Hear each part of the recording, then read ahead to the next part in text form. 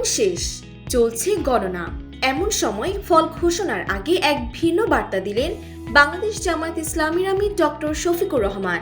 আজ বৃহস্পতিবার বিকেল 5টা 2 মিনিটে নিজের ভেরিফাইড ফেসবুক পেজে এক পোস্টে তিনি লিখেন, মহান আল্লাহ যদি মজলুমদের বিজয় দান করেন তাহলে কোনো মিছিল, স্লোগান বা উচ্ছ্বাসের প্রয়োজন হবে না, বরং সবাই সিজদায় পড়ে আল্লাহর শুকর আদায় করবেন।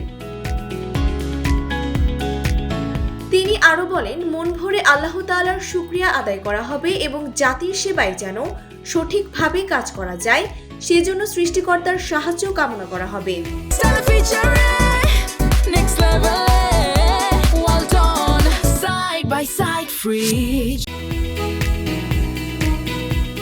ভোট শেষে যখন সারা দেশে চলছে গণনা আর অপেক্ষা, ঠিক তখনই জামাত আমিরের এই বার্তা রাজনৈতিক অঙ্গনে নতুন আলোচনার তৈরি করেছে।